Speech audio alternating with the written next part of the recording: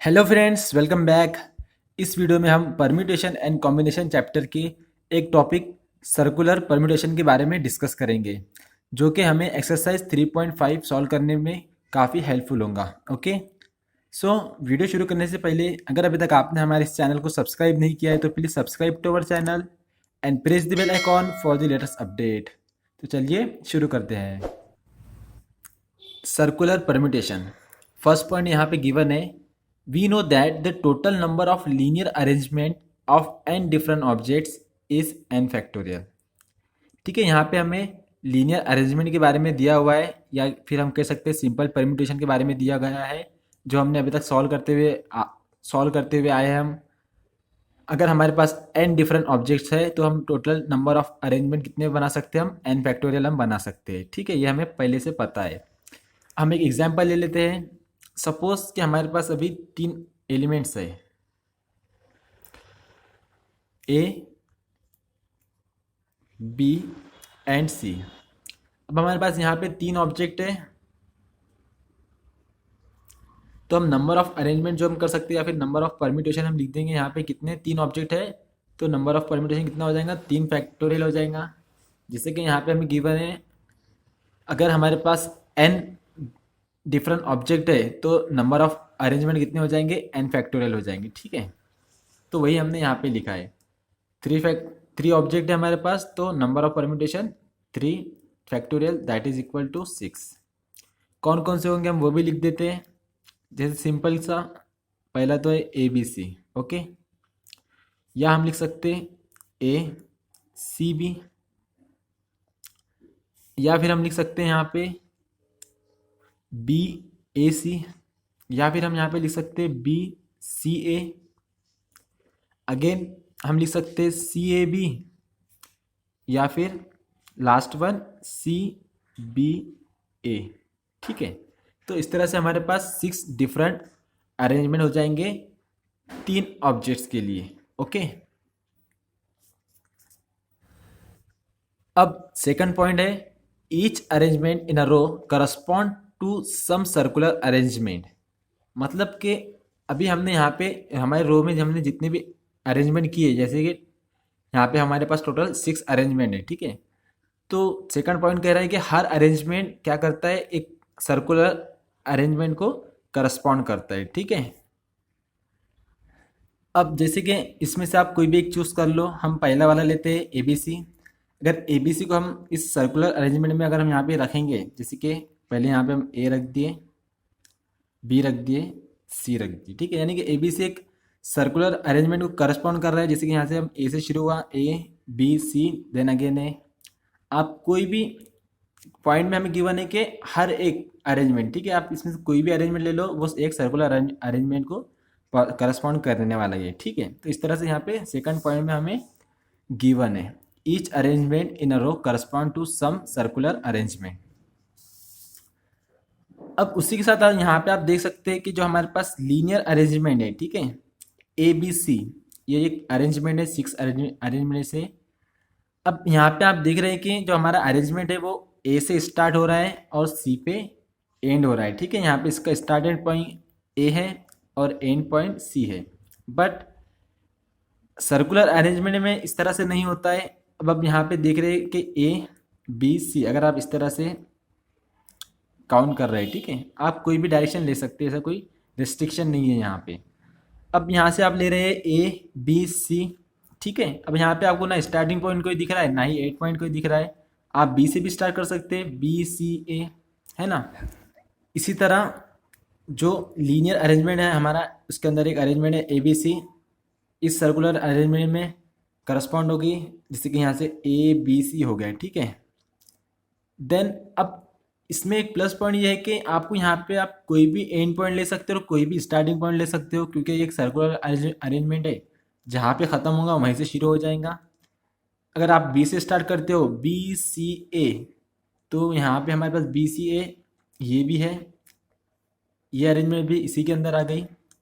उसी तरह से आप सी ए बी भी ले सकते हो। ओके, सी ए बी, तो ये भी इसी सर्कुलर अरेंजमेंट के अंदर इंक्लूड हो गई है। ठीक है, तो आप यहाँ पे देख सकते हो कि हमारे पास अगर 3 ऑब्जेक्ट है, ठीक है, तो सर्कुलर अरेंजमेंट में हम, तो लीनियर अरेंजमेंट के हम 3 अरेंजमेंट सर्कुलर अरेंजमेंट के अंदर करस्पॉन्ड कर सकती है, ठीक है। इसी तरह से हमारा जो तीसरा पॉइंट है यही कहता है, ओ सॉरी यहाँ पे हमारा तीसरा पॉइंट रिपीट हो गया है, मैं यहाँ पे लिखा हूँ मैंने कि each circular arrangement of N objects correspond to N different arrangement in a row, ठीक है।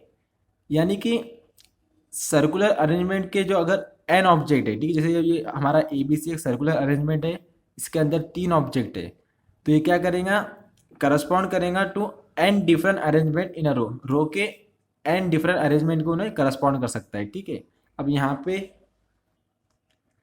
ए बी सी 3 ऑब्जेक्ट है, तो उसी तरह से इसने रो के 3 अरेंजमेंट को करस्पॉन्ड किया है, ठीक है, ए बी सी ए बी सी ए, ठीक है। उसी तरह से अगर हम यहाँ पे दूसरे सर्कल में कोई और अरेंजमेंट लिखते हैं, ठीक है, यहाँ पे हम दूसरा अरेंजमेंट करते हैं, ए बी सी के अलावा अगर हम यहाँ पे लिख देते ए सी बी, ठीक है। अगर आप यहाँ से अब इसमें अगर यहाँ पे हमने 3 पॉइंट लिखे, तो ये भी 3 रो के अरेंजमेंट को करस्पॉन्ड करने को ना देख लेते हम, ए सी बी भी है यहाँ पे फर्स्ट, दूसरा सी बी ए भी है सेकंड, तीसरा हम ये पैटर्न फॉलो कर रहे हैं, ओके, सी बी ए सी, ठीक है। तो बी ए सी बी यहाँ पर है। तो इस तरह से ये पॉइंट भी हमारा क्लियर हो गया है। अगर हमारे पास एन ऑब्जेक्ट है, ठीक है, each circular arrangement of N objects, ठीक है, सर्कुलर अरेंजमेंट एन ऑब्जेक्ट का है, तो वो लीनियर अरेंजमेंट के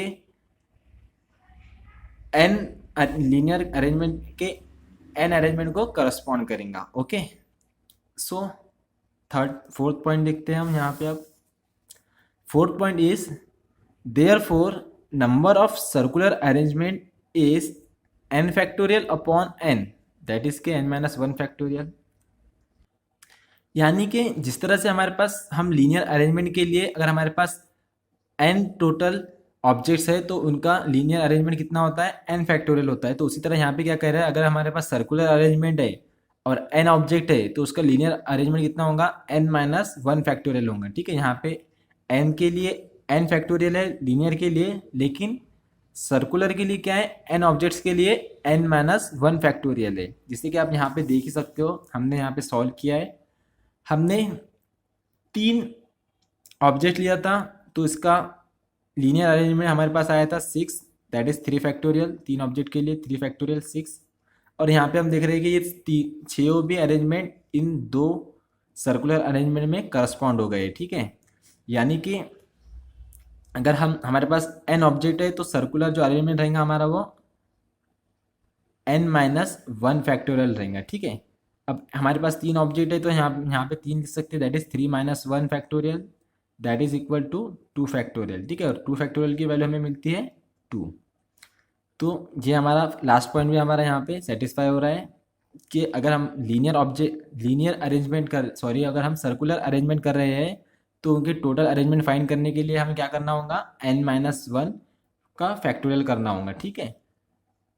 लीनियर अरेंजमेंट में हम क्या करते थे, अगर हमारे पास n ऑब्जेक्ट है तो हम n फैक्टोरियल करते थे, लेकिन सर्कुलर अरेंजमेंट में हमको क्या करना है, अगर हमारे पास n ऑब्जेक्ट है तो हमें क्या करना होगा, n माइनस 1 फैक्टोरियल करना होगा टोटल अरेंजमेंट फाइंड करने के लिए, ओके। सो ये हमारे 4 पॉइंट थे, first point, second point, third point मैंने यहाँ पे लिखा हूँ, और ये फोर्थ पॉइंट में तो हमारा फॉर्मूला ही पकड़ लो आप, ठीक है। देन नोट गिवन है हमें, a circular arrangement does not have a fix starting point and any rotation of it is considered to be same circular arrangement, ठीक है। यहाँ पे एक पॉइंट हो गया है, पहले हम इसे देख लेते हैं, ठीक है। जैसे मैंने यहाँ पे बताया हो कि आपको कि आप जो है कहीं से भी स्टार्ट कर सकते हो, ठीक है। तो यहाँ पे पॉइंट में हमें नोट्स में हमें वही गिवन है कि उसका कोई भी स्टार्टिंग पॉइंट नहीं होता है, कोई भी एंड पॉइंट नहीं होता है, जिसकी वजह से हमारे पास उसी की वजह से हमारे पास एक सर्कुलर अरेंजमेंट में 3 रो अरेंजमेंट करस्पॉन्ड हो जा रहे हैं, ठीक है। हम ए से भी स्टार्ट कर सकते हैं, हम बी से भी स्टार्ट कर सकते हैं, हम सी से भी स्टार्ट कर सकते हैं। और क्या लिख कह रहे कि आप कोई भी एनी रोटेशन, आप कोई भी रोटेशन ले सकते हो, या तो आप इस तरह से काउंट कर सकते हो, या तो आप इस तरह से काउंट कर सकते हो, सी बी ए करके, ठीक है ना। पर दोनों में से कोई भी एक ही आपको एट ए टाइम यूज करना है। Okay, the arrangement will be the same with respect to each other if a rotation is made, but clockwise and anti clockwise arrangement are different. तो यहाँ पे क्या कहता है कि आप कोई भी एक अरेंजमेंट रोटेशन आप यूज कर सकते हो। अगर अगर आपने क्लॉकवाइज और एंटी क्लॉकवाइज अरेंजमेंट एक ही साथ यूज कर लिया, दोनों भी डिफरेंट है और दोनों भी एक ही एट ए टाइम यूज कर लिया, ठीक है। आप यहाँ से अब एक सर्कल बनाया है, आपने ए बी सी लिखा है। अब आप इससे आप ए बी सी भी काउंट कर रहे हो और आप सी बी ए भी काउंट कर रहे हो। इस तरह से अगर आप करेंगे तो वहाँ पे कंडीशन गिवन है हमारे पास, वो डिफरेंट हो जाएगा, ठीक है।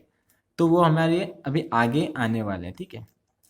तो यहाँ पे जैसे बताया गया है कि आपको एक ही अरेंजमेंट फॉलो, एक ही रोटेशन फॉलो करना है, ठीक है। जैसे कि यहाँ से स्टार्ट हुआ है ए बी सी, या तो आप इस तरह स्टार्ट कर सकते हो, या तो फिर आप डी ए बी सी इस तरह स्टार्ट कर सकते हो, या सी डी ए बी, या फिर ए सी बी डी बी, ठीक है। यानी कि यहाँ पे दिख रहा है कि आपको ये एक ही पैटर्न फॉलो कर रहा है, ठीक है। Then in circular arrangement with respect to each other all this count as a one arrangement, ठीक है। ये सभी क्या है, एक ही अरेंजमेंट है, मतलब कि आप एक ही साइड में रोटेट हो रहे हो ना, तो ये हमारा एक ही अरेंजमेंट कहलाएगा। Okay, second note is if clockwise and anti clockwise circular arrangement are considered to be same, then each circular arrangement correspond to N different linear arrangement. Okay, हमारे पास जो प्रीवियस पॉइंट था वो कह रहा था कि अगर अगर हमारे पास एन ऑब्जेक्ट है, ठीक है, तो सर्कुलर अरेंजमेंट क्या करता है, एन डिफरेंट अरेंजमेंट को करस्पॉन्ड करता है, ठीक है। ये कब है, ये सिंगल रोटेशन में है। और इस पॉइंट में हमें गिवन है अगर कि हम क्लॉकवाइज और एंटी क्लॉकवाइज एक ही टाइम पे से, यानी दोनों को हम एक ही साथ यूज करते हैं, तो जो सर्कुलर अरेंजमेंट होगा, ठीक है, वो कितना हो जाएगा, twice and different linear arrangement हो जाएंगे, यानी कि उसका डबल कर लेंगे वो लीनियर अरेंजमेंट में, ठीक है।